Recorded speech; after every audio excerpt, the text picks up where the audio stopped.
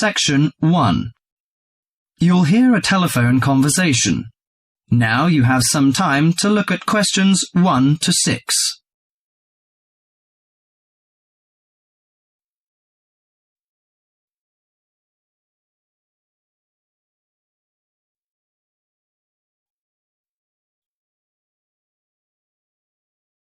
Listen to the conversation and answer questions 1 to 6. Good morning, Country Comfort Albury. Oh, hi. I'd like some information, please. I'd like to find a double room to stay for the weekend. What kind of rooms do you have? Well, we provide a variety range of accommodation depending upon your likes. The guest house room costs $45 per night. It provides air conditioning and shower, and a waterfront room costs $80 per night. It has got its own balcony overlooking the foreshore of the lake. We've got a kid. How do you charge for children? Extra bedding is available if you require that. If the kid is aged 12 and below, the cost is $10 per night for the guest house room and $15 for the waterfront room. Do you have a swimming pool, tennis court, or something like that? Yes, we've got a swimming pool, which is free for all the guests. But the tennis court charges $8 each hour, including the rent of rackets. How about other facilities? We provide free off-street car parking and internet access. We also installed in-house movies, but that costs $4 per hour. Oh, we don't think we need that. Because of the kid, you know. We don't want him to see movies on the weekend. Well, we also offer ironing equipment in the room. That's useful, I think.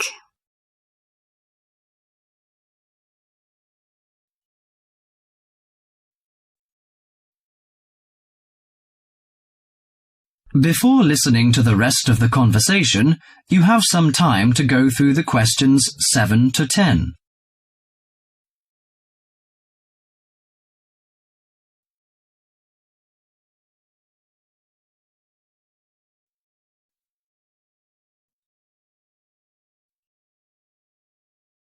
Now listen to the last part of the conversation and answer questions 7 to 10. Great! Could you tell me the address? How do we get there? Yes, it's Country Comfort Albury, Albury, at 648 Dean Street, New South Wales. 648 Dean Street, Dean, is that right? Yes. Well, I wonder what activities are available there in this season. You know, we want to have an indulgent weekend in the boring winter. Oh, you'll not get bored here. You know, Albury is the perfect base for alpine skiing. Besides that, winter's frosty alpine air encourages walks through mist-laden valleys. You can walk alongside rushing streams and waterfalls.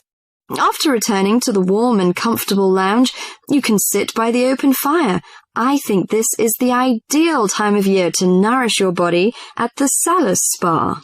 The idea of skiing doesn't appeal to me very much, but it sounds good to have a relaxing walk through the valleys. Maybe after that, I'll have a massage and some soaking in the spa. And you know, this hotel is perfectly located in a quiet position off the main highway in central Albury. It's within walking distance of licensed clubs, restaurants, shops, and the central business district. It's known for its excellent cuisine and warm Australian hospitality. Good. It's a good idea to taste the tasty dishes in one of the restaurants. My wife may be interested in shopping. She's always keen on that. I think I'll contact you later. Thank you very much. That is the end of section 1.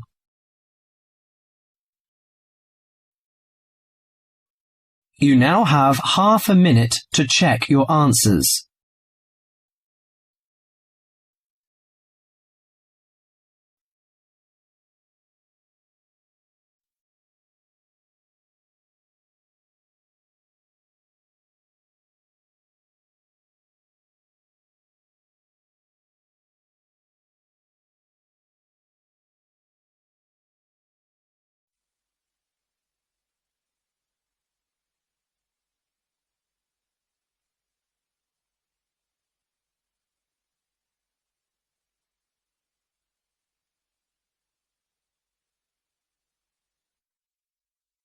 Now turn to Section 2.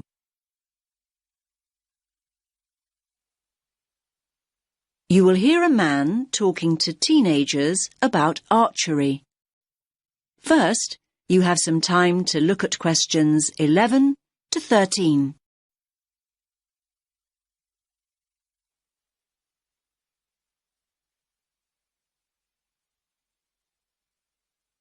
Listen carefully to the first part of the talk and answer questions 11 to 13.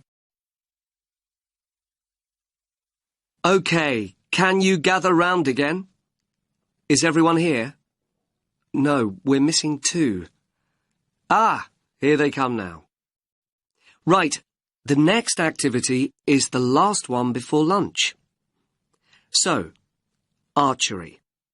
And I can tell you this activity is the favourite of a lot of our visitors. It's great fun and very relaxing. It can also be competitive. I think we should get the idea, have some practice, and then introduce a bit of competition, if you're up for it. Good idea? I'm going to start with the basics. Archery is the practice, or art, some might say, of using a bow to propel an arrow. Archery was initially used for hunting and combat, an important aspect of warfare in the distant past. Today, archery is largely a recreational activity and sport. The very first bows and arrows, and we're going back thousands of years, were very simple.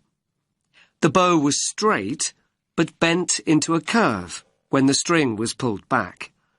The further back the string was drawn, the greater the tension, and the faster and further the arrow flew. Later, bows were designed to be curved. This meant there was an existing inbuilt tension, and the archer, that's you in a few minutes, exerted less energy drawing back the string. When curved bows were not in use, they were unstrung. That means the string was taken off, so that the bow was not left in a state of tension. I think it's interesting that almost every culture had bows and arrows at some point during their development. Of course, we've all seen Native Americans with bows and arrows in the movies, but the very oldest bows originate from Scandinavia and Northern Europe. The use of bows and arrows died out with the invention of firearms, though I must point out that the earliest gunners were far less efficient than an expert archer. Archery as a recreational activity started to become popular not long after that. Anyway, that's enough history. Do go online, though, if you want to know more. Now you have some time to look at questions 14 and 15.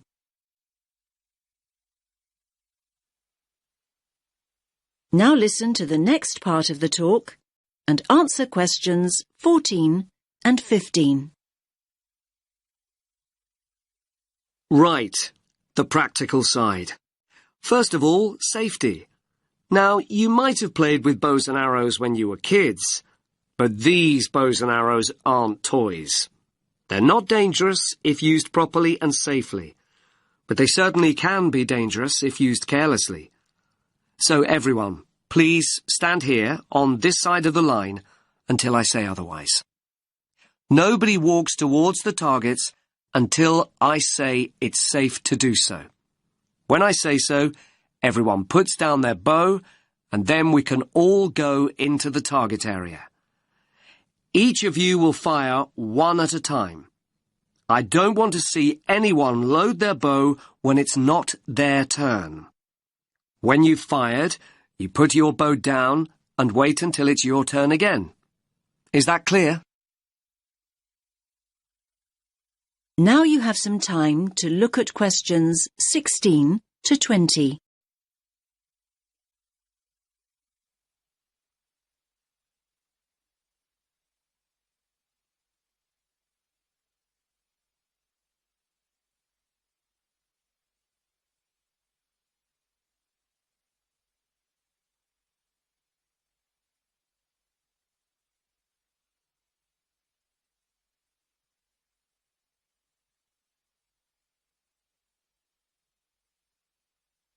Now listen to the rest of the talk and answer questions 16 to 20.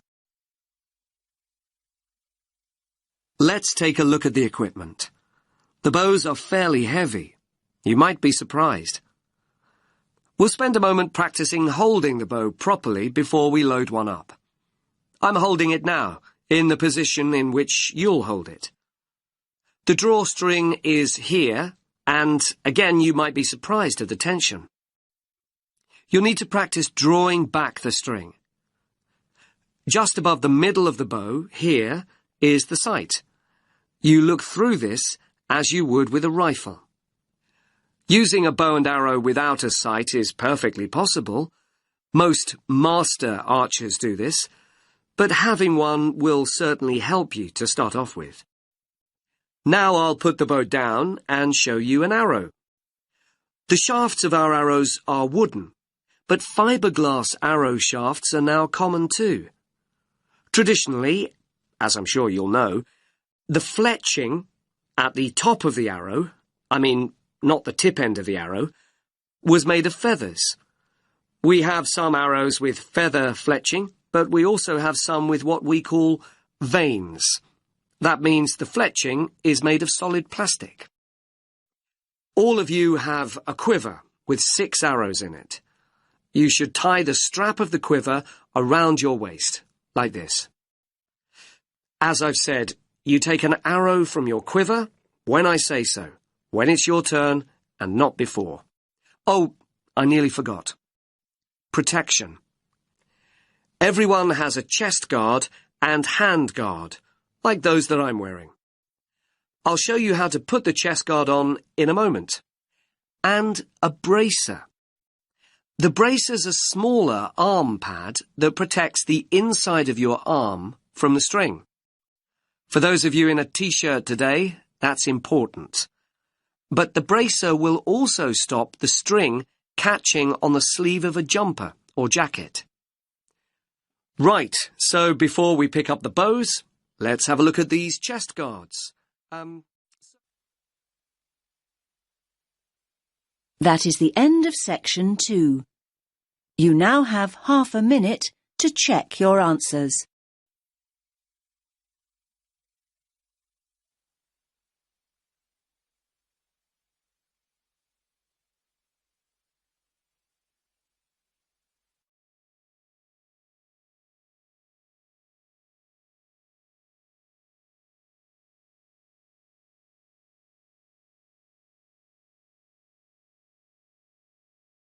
Section 3.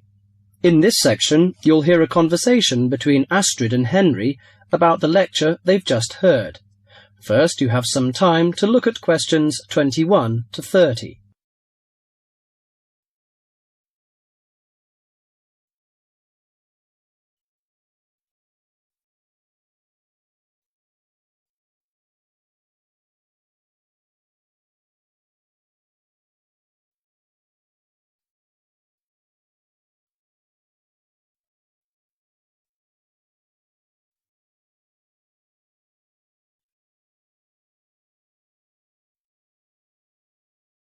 Now listen carefully to the conversation and answer questions 21 to 30. Henry, don't you think Dr. Adams' lecture was really very good? He could talk about the telephone directory and make it interesting. All his lectures are like that, Astrid. He's just one of those people. I wish we had him as our tutor. I bet you that he is very demanding, though. Boris is in his tutorial group and agrees that he is brilliant, but he puts them under a lot of pressure. But don't you think that's good? Perhaps. Anyway, he's interesting and rather funny. Did you take lots of notes in the lecture? Yes, actually I did. In fact, several pages. I didn't think I had taken so many. I was that busy listening to what was being said that I didn't take many notes. Can I photocopy yours? I don't think that's such a good idea. You won't be able to read my handwriting. And sometimes I write them in English and sometimes in Arabic. Oh, let's have a look. Wow, your notes are so neat. Well, there's not much in Arabic. There is on this page. Yes, there is. Dr. Adams would be pleased to see this, especially given what he's talking about. Oh, don't you keep careful notes? Sometimes. It depends on the lecture. I don't think I'll forget Adams's lecture today, but some of the details will fade. I type up everything afterwards, so you can have a copy then, and you can fill in anything I've missed. I'm not so good on the broader concepts. I'm better when it comes to detail. Just what Adams was talking about. Well, I am definitely a detail person. I need to have everything written down before I can get the concepts clear in my head. And I am the complete opposite. I find all the detail clutters up my mind, and I get very frustrated, which was just what he was on about. He mentioned a book he had written. He mentioned several. The one on space and the individual. Yes, called My Space. It's on the book list. So it is. I think I'll get that out of the library, or get my own copy. Did you get what he said about spatial awareness? I didn't really. Yes, it was fascinating. I can't be as eloquent as Adams was, but I know several people who are frighteningly intelligent, but they have difficulty reading simple directions, even when getting to places that they know very well. I find that difficult to understand. Everyone learns the way to walk to the shops and things like that. You mean just the way people learn spelling? You know, people misspell words, make mistakes in countless areas of their lives, and going in the right direction is just the same. Remember what Adam said about the number of people who cannot tell left from right, north from south, and so on? Do you know which way is north? It's that way. You see, I couldn't have told you that. Really? I haven't a clue which way is which. That's why I'm always getting lost when I go out on my bike. And put me in a completely new place and I am totally lost. What about maps? Oh, I'm hopeless at reading them.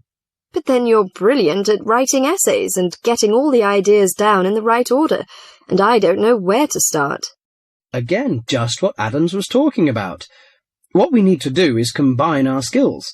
You teach me to cope with detail, and I'll teach you how to string concepts together. Okay, we can do that. That is the end of section 3.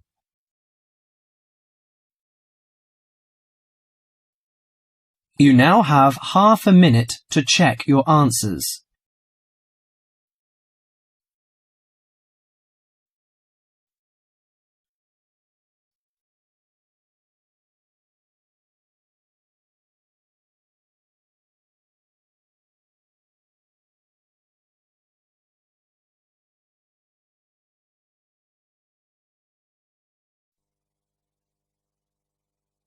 Now turn to section 4. On page 131.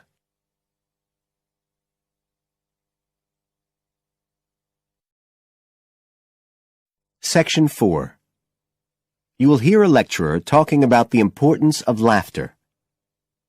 First, you have some time to look at questions 31 to 40 on page 131.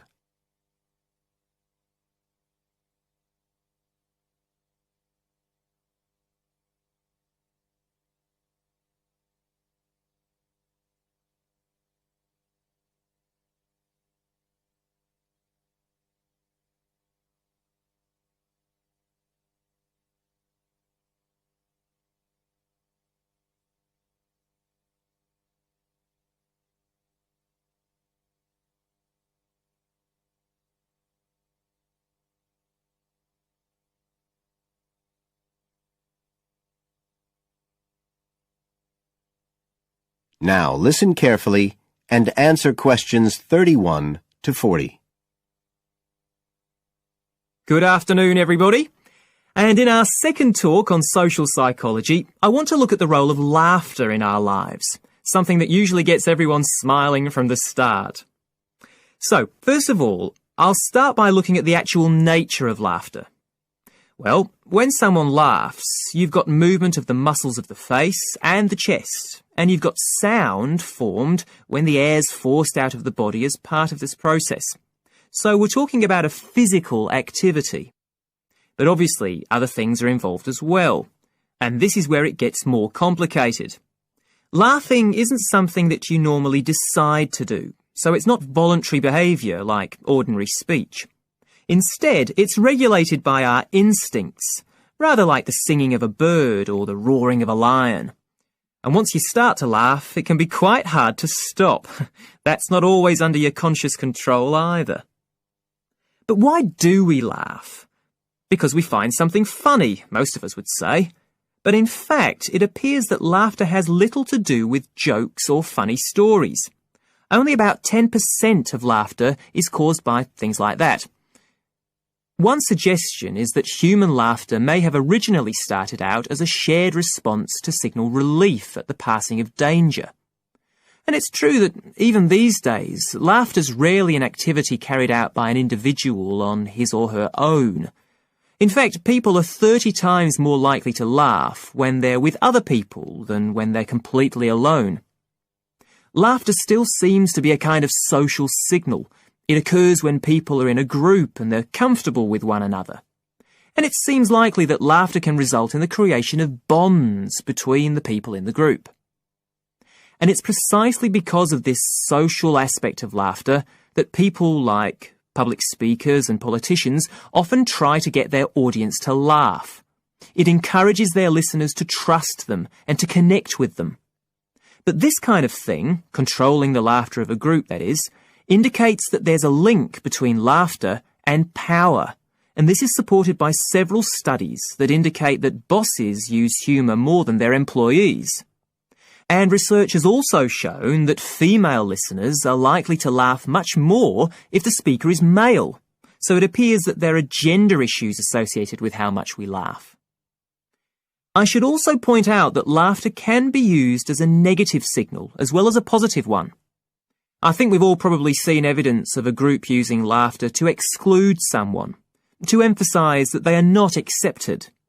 So it's not always a positive type of behaviour either. So what all this goes to show is that laughter is a very, very complex issue.